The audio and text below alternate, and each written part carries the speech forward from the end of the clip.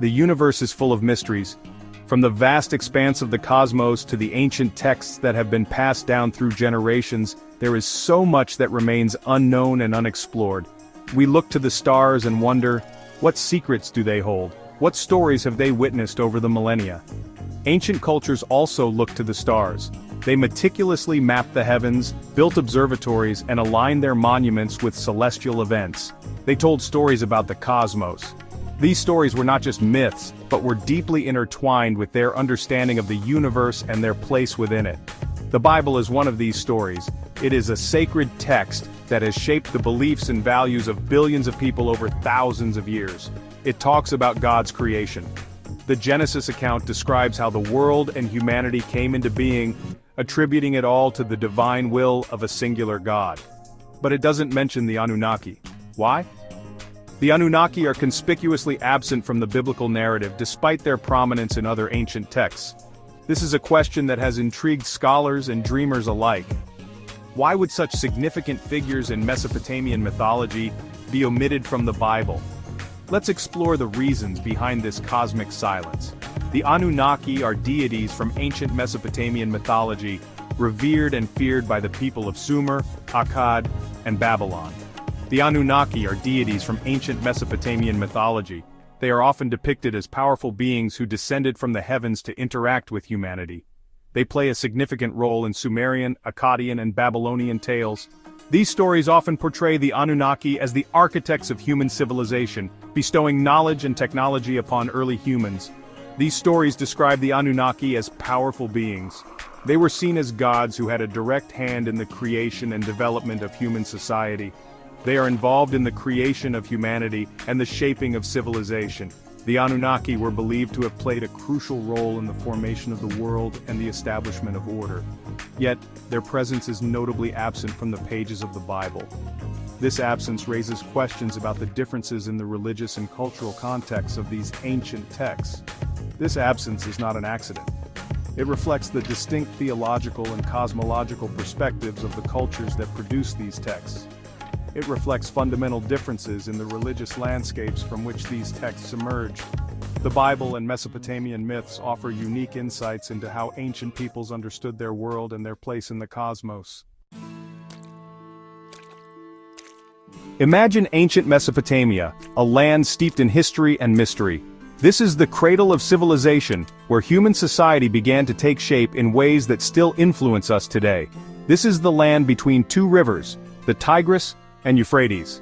These rivers were the lifeblood of Mesopotamia, providing water, transportation, and fertile soil. It was a fertile region, often referred to as the Fertile Crescent. The rich soil allowed for the growth of abundant crops, which supported large populations and the development of cities. It was home to bustling cities and advanced civilizations. These cities were centers of trade, culture, and innovation, where people from different backgrounds came together. The Sumerians, Akkadians, Babylonians, and Assyrians all thrived in this region. Each of these civilizations contributed to the rich tapestry of Mesopotamian history. They developed sophisticated systems of writing, law, and governance. Cuneiform, one of the earliest forms of writing, emerged here, enabling the recording of everything from trade transactions to epic tales. And they looked to the heavens for guidance. The Mesopotamians were polytheistic, believing in a pantheon of gods who controlled various aspects of the natural and supernatural world. They believed in many gods, each with their own distinct personalities, domains, and stories. These deities were integral to daily life and were worshipped in grand temples. These gods were seen as powerful forces, capable of influencing everything from the weather to the outcome of battles. Their favor was sought through rituals and offerings. They controlled nature and human destiny. The Mesopotamians believed that their gods had a direct hand in the success or failure of their crops, their health, and their fortunes. The Anunnaki were among the most prominent of these deities. They were thought to be the offspring of the sky god Anu, and played a crucial role in the pantheon. They were believed to have played a pivotal role in the creation of humans. According to Mesopotamian mythology, the Anunnaki created humans to serve the gods and maintain the order of the world. Humans, in turn, were to serve the gods. This relationship was central to Mesopotamian society, influencing everything from their laws to their daily routines. Now let's travel to another part of the ancient world, a place rich in history and culture. The Israelites, who wrote the Bible, had a very different worldview. They were monotheistic, believing in one supreme deity. They believed in one God, unlike their neighbors. This God was all-powerful and all-knowing, omnipotent, and omniscient. He was the creator of everything, the heavens and the earth. This belief in one God was revolutionary and transformative.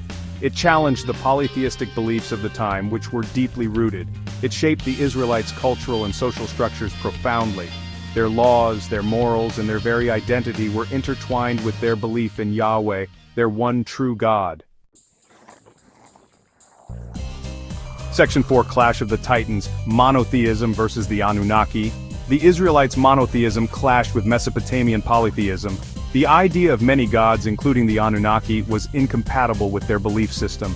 The Bible presents a clear message: there is only one God. He is the ultimate source of creation and authority. There is no room for other deities in this framework. The Anunnaki, as powerful as they were in Mesopotamian mythology, could not be integrated into this monotheistic framework. To acknowledge their existence would be to undermine the very foundation of Israelite belief. It would be to say that Yahweh was not the sole creator and ruler of the universe. Section 5: The Bible's Own Story. Creation and Divine Power.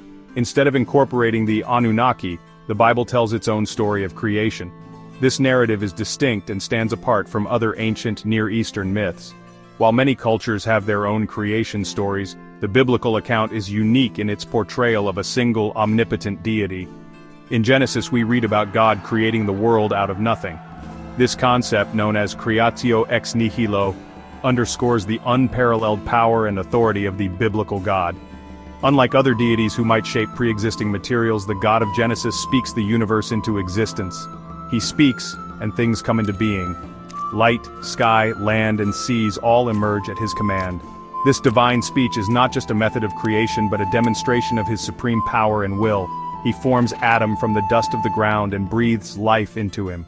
This act of breathing life signifies a personal and intimate creation, highlighting the special relationship between God and humanity.